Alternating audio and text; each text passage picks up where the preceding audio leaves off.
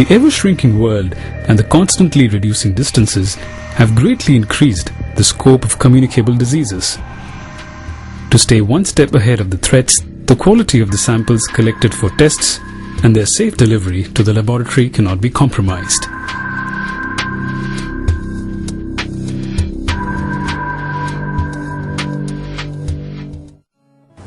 The present film is going to show you sample collection. The importance of right sample collection is that if your sample is collected properly in adequate amount, the result will be right and the detection of public health emergencies will be in time. Any type of inadequate sample collection, improper sample correction will result in incomplete diagnosis, and this will cause delay in diagnosing a public health emergency. In conditions like H1N1, which are spreading fast, these delays can prove very costly. This particular film will try to tell you how to minimize the delay, ensure the safety of the sample, and secure yourself from the harmful effect of these samples, which may be containing highly infectious virus and bacteria. I hope you will find this film quite educative and useful for you.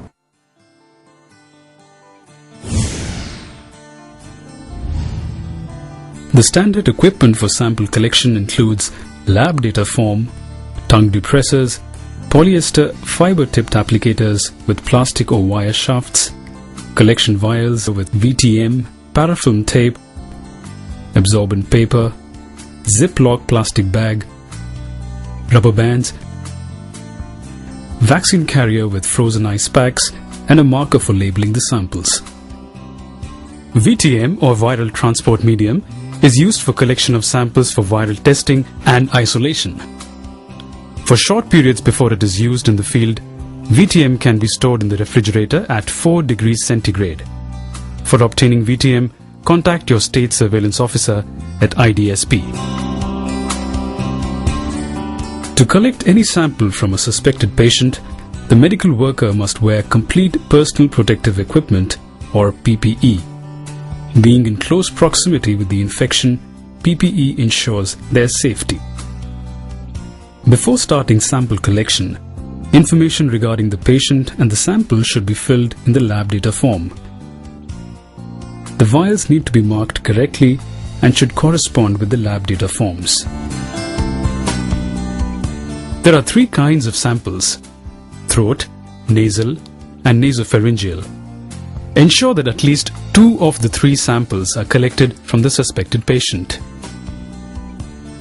While preparing for a throat swab, the medical worker must ensure that only sterile Dacron or rayon swabs are used.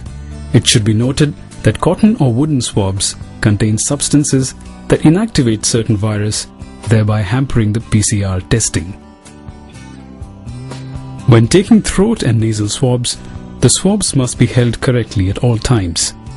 The swab should be placed between the thumb, the index and the middle finger. The shaft should be protruding beyond the fingers as if you were holding a pencil. Holding the swab incorrectly can injure the patient. Before starting, the medical worker should take the consent of the patient. For the ideal sample, it is important to collect the sample from the correct portion of the mouth. The patient should be asked to tilt their head at an angle of 45 degrees to ensure easier access for the swab. To collect the sample, hold the tongue out of the path of the swab with the help of the tongue depressor. Use a sweeping motion to swab the posterior pharyngeal wall and tonsillary pillars. To elevate the uvula, have the patient say "ah." Rotate the swab to ensure that sufficient sample is collected. Upon collection of the sample, retrieve the swab from the patient's mouth very carefully. Avoid any contact between the swab and the soft palate and ensure that the swab tip does not touch the tongue. After collecting the sample, discard the tongue depressor and immediately store the sample in the viral transport media. To store the sample, place the swab into the vial and break off the excess applicator shaft.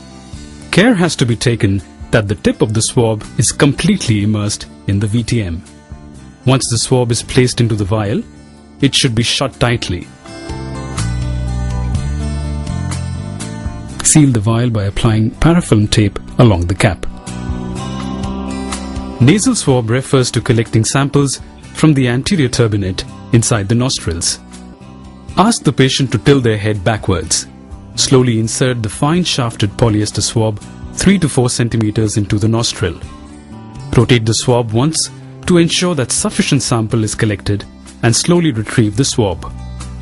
Place the swab in the vial. Shut the vial tightly and apply the parafilm tape to seal the vial.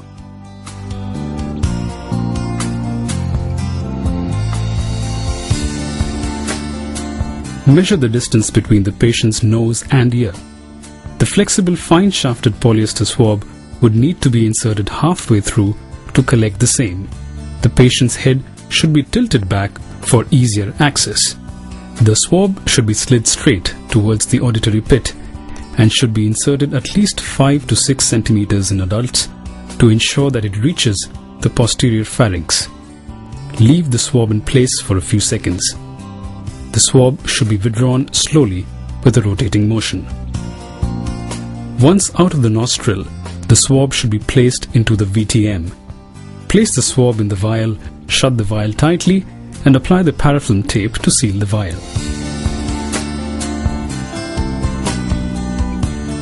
After collecting the samples, the gloves must be discarded. Hand sanitization must be performed and a fresh pair of gloves worn before starting the process of storing the samples. The lab data form should be neatly folded and secured in a Ziploc plastic bag. The sealed samples must be wrapped separately in absorbent paper and placed inside another Ziploc plastic bag. Following this, fasten the bags containing the vials and the data form together with the help of a rubber band. Once the samples are packed, they must be transported in a vaccine carrier containing frozen ice packs. Place the ice packs individually into the vaccine carrier and then place the packed samples in the area between the ice packs. Secure the vaccine carrier properly to guarantee the safety of the samples. The vaccine carrier used to transport the samples must not be reused to transport vaccines again. The medical worker must wear a fresh pair of gloves after performing hand sanitization while collecting and storing samples from multiple patients. While transporting samples of more than one patient, each sample should be packed separately in an extra Ziploc plastic bag before putting them in the vaccine carrier. In the case of international air shipping of the collected samples, every precaution must be exercised to follow the IATA global guidelines.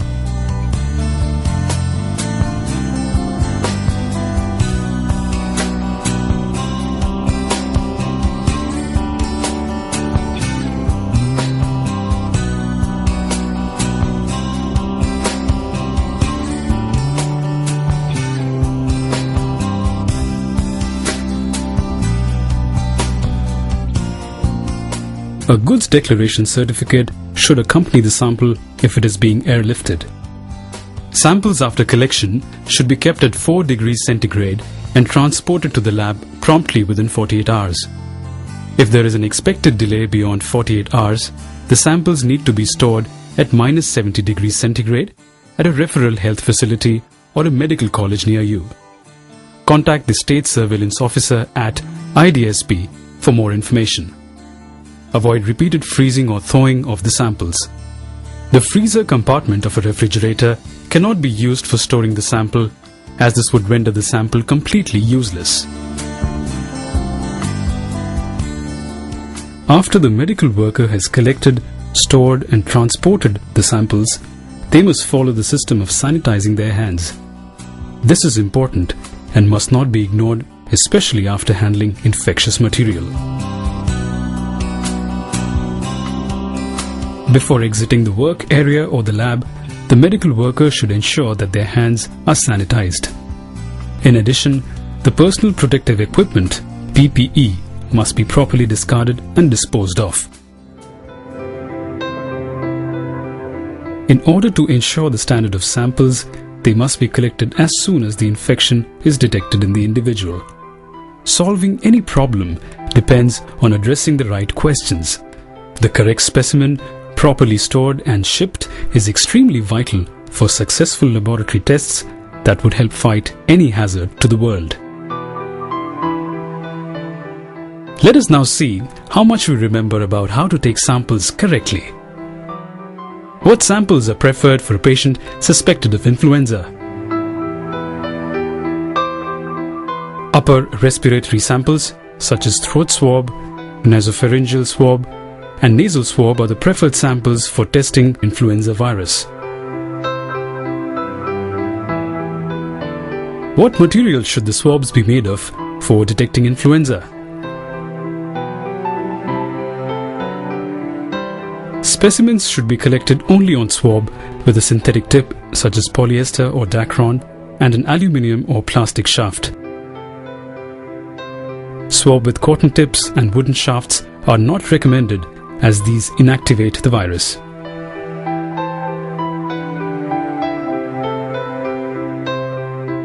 If a sample cannot be transported within 48 hours, what temperature should it be stored at? If the samples cannot be transported within 48 hours, they need to be stored at -70 degrees centigrade. Let us now do a quick recap of the sample collection process.